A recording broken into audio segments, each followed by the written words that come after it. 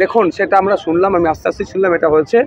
কোর্টকে যারা অবজ্ঞা করবে, যারা কোর্টকে মান্যতা দেবে না, কনসার্ট ডিপার্টমেন্ট যাদেরকে নির্দেশিকা দিয়েছে, অর্থাৎ প্রশাসনের বন্ধুরা ঠিকঠাক যদি না কাজ করে, কোর্টের মাধ্যমে এটা সমাধান হবে। আমরা কোর্টের উদ্দেশ্যে যাব না। কেউ যদি আইন হাতে তুলে নেয়, আমরাও নিজেরা আইন হাতে তুলে নেবে, কাজ আমরা করব না। তবে কোর্টের নির্দেশিকার বাইরে কেউ নয়, এটা মাথায় থাকা যেন দরকার। কোর্টের নির্দেশে এখন কিন্তু কেজরিওয়ালজি রাজ্যের মুখ্যমন্ত্রী জেলে আছে। কোর্টের নির্দেশেই কিন্তু ঝাড়খণ্ডের মুখ্যমন্ত্রী জেলে আছে, এটা মাথায় রাখা দরকার। কোর্টের নির্দেশে বর্তমান এই প্রাক্তন শিক্ষামন্ত্রী রাজ্যের সেও জেলে আছে।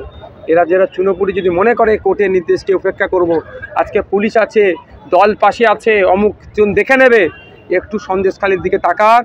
সন্দেশখালির মুকুটবিহীন বাদশাহ আজকে সে ক্রন্দনরত প্রিজন ভ্যানে, কারণ সে আগামীটাকে দেখতে পাচ্ছে, উপলব্ধি করতে পারছে। যে অন্যায় করেছিল, শাসকের ছত্রছায়া থেকে পুলিশের সহযোগিতা নিয়ে আজকে দল তার পাশ থেকে চলে গিয়েছে, আর পুলিশের সহযোগিতা আর পাবে না। তার নিজের লড়াই এখন তাকে লড়ে নিতে হবে। কিন্তু যা কলে পড়েছে, এই কল থেকে বার হওয়ার আর কোনো লাইন নাই, জেলের ভাত খেতে হবে। চন্দ্রপুর শুধু নয়, সারা রাজ্যে যেভাবে অন্যায় করছে, প্রশাসনকে কাজে লাগিয়ে ভাবছে শাসকের তকমাকে মাথায় সেটে, সময়ের সাথে সাথে কিন্তু শাসক হাত তুলে নেবে। এদের জবাব এদেরকে দিতে হবে।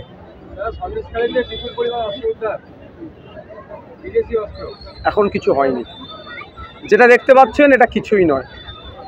কারণ এই সন্দেশখালী থেকে অস্ত্রশস্ত্র লোকজন নিয়ে এসে ভাঙড়ে পঞ্চায়েতের সময় হিংসা শওকত মোল্লা করেছিল। এমন বন্দুক নিয়ে এসেছিল, খালের ওপার থেকে গুলি করেছে, এপারে আমার ছেলেকে শহীদ করেছে। খালের ওপার থেকে গুলি করেছে, এপারে আমার ছেলের পায়ে লেগে গুলি, পা কেটে বাদ দিতে হয়েছে। সেটা কি বন্দুক তাদের কাছে ছিল? সব শওকত মোল্লা ওই শাহজাহান শেখেদেরকে ভাড়া করে নিয়ে এসেছিল। তদন্ত চলুক। আগামী দিনে শওকত মোল্লাকে হেফাজতে নিয়ে যদি কোশ্চেন করা হয়, তাহলে আরও বড় বড়তে, ছোটো বন্দুক দেখলাম, আমাদের বড় বড় বন্দুক হতো, রেঞ্জও বেশি, সেটা হয়তো আসতে পারে।